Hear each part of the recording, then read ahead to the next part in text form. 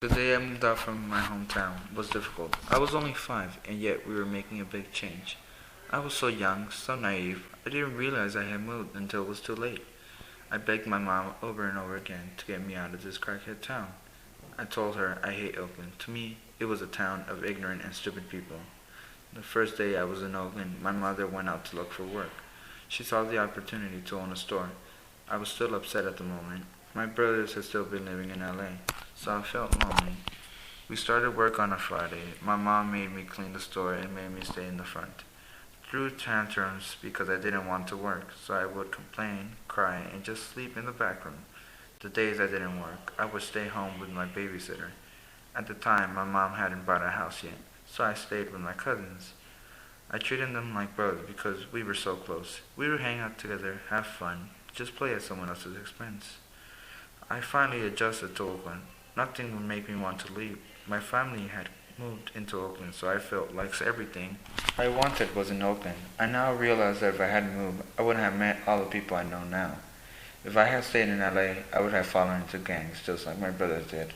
I know now my mother made the best decision moving out from LA to Oakland.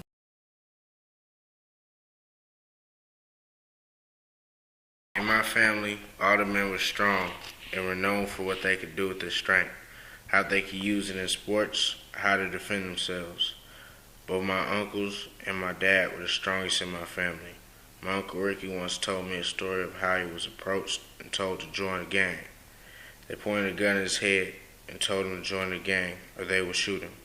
My uncle owned a gun at the time, but he wasn't willing to use it over something he knew he could handle. My uncle was going to college. He was coming out of high school with a 3.2 grade average. If my uncle joined the gang, he knew it would break his mother's heart. He said he would die before he hurt my mother over you. My uncle never told me how the story ended, but I learned that before anyone else, your mother comes first in every choice you make.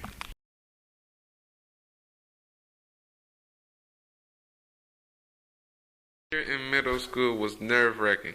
I finally found my first class. Not long before I sat down, 3 boys started teasing me. The bullies will always talk about me, and sometimes it gets to me, and sometimes I tell the teacher and not do anything.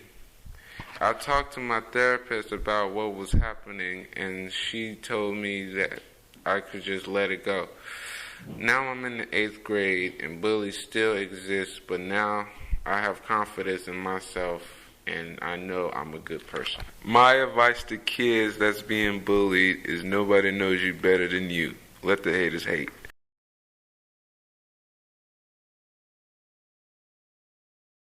Living life through the eyes of a book and seeing the world through the screen of the television. I have learned many things and much other things that make me, me. I spent hours caged up in my house from child to young adult, separated from the outside world and its conduct. Morals, lessons, stories, and experiences. I have lived my life learning things often devoid of any meanings. From what I have learned through books and TV, from what I have learned through parents and studies, from what I have learned without truly learning, is not true knowledge at all. It is because the experience makes the person. That's what I believe. It's because reading about the wilderness, the fierceness of the bears, the fragrance of the flowers, and the coolness of the stream to the warmthness of the campfire. It is not what I seek, for I seek fulfillment. For one summer, 2 years back, I have experienced it all. I have kayaked through the frigid waters of the Alaskan Sea, hiked up and down hills carrying 40 to 50-pound backpacks, and experienced the overwhelming pride that comes after climbing the peak of a mountain. That is my experience and mine's alone. Life is full of experiences, but it is up to you to make them happen. Knowledge is gained from these experiences, so it is up to you to learn.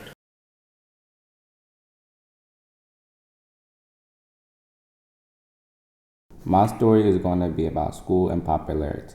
Everybody wants to be popular and fit in during the first year of high school. But sometimes people don't get so lucky like me. I had to find that out the hard way. When I began high school, I thought what made you popular was to go around acting tough. My first year in high school, ninth grade, I would go around picking fights and get suspended just to gain popularity and for people to notice me.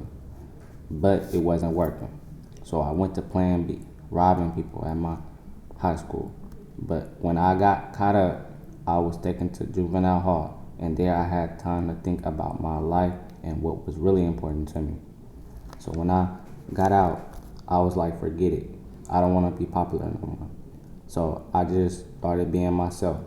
When I got home, I transferred schools to have a fresh start, and now everything is better. I feel popular just in my own way.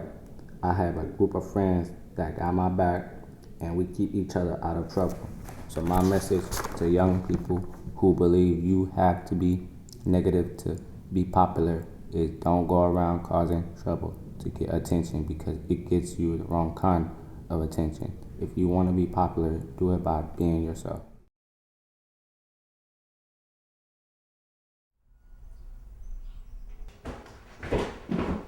Hey, hon, I made your favorite noodles. Man, I don't even want this. I didn't even want noodles in the first place. I'm so sorry. What would you like then? I want something else. I work 2 jobs. I'm the one who brings home the bacon. Why can't you give me something I actually want to eat? Dang, Samantha, you're so difficult to please. Let me just go to the store and buy you what you want. What is it that you want? I will go buy it for you. I don't want anything more, Johnny. Love, it shouldn't hurt.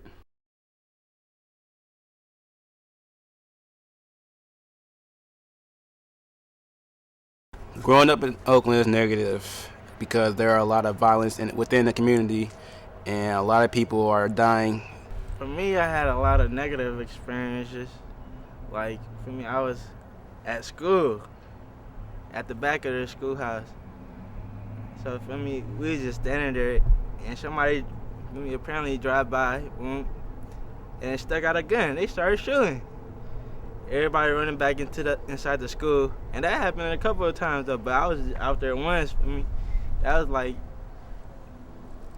it was kind of normal for me because I seen it, but then it was just not right because it was at a high school. There was this time where I was being chased, and I kind of got scared, so I started calling like my cousins up because I was like so petrified about about the people there. So my cousin came out to help me, and I got away safe. But I mean, if there aren't people there to care for you, I would have got hurt. And that's like the bad major point of Oakland, because there's people who want to jump you, hurt you.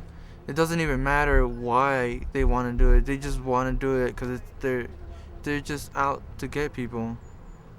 Growing up in Oakland is negative because, well, there are a lot of news and media that says that Oakland is like a really dangerous place because of the violence, gangs, and other really negative things. But in truth, it's not. It's not as dangerous as the media portrays. The media put it on Mac Blast like they blow it out of proportion. Like if somebody get like four cops get shot, they make it feel like it's the whole the whole town is like all the police got shot or something. It was 4 police officers, so they blew that out of proportion. Even though it was a negative that happened, but they still blew it out of proportion. But for some people, it's difficult because the way they grow up, like some things they don't have, that they need to have a successful life. What is one thing your generation has to offer to the future of a better Oakland? I think they have their initiative, because, kids nowadays, they get up and do stuff at such a young age. I think that would be good for the future, to have so many young ones hopping up at opportunities. In the United States, we're known as a bat city, so that's something you could change. Wow.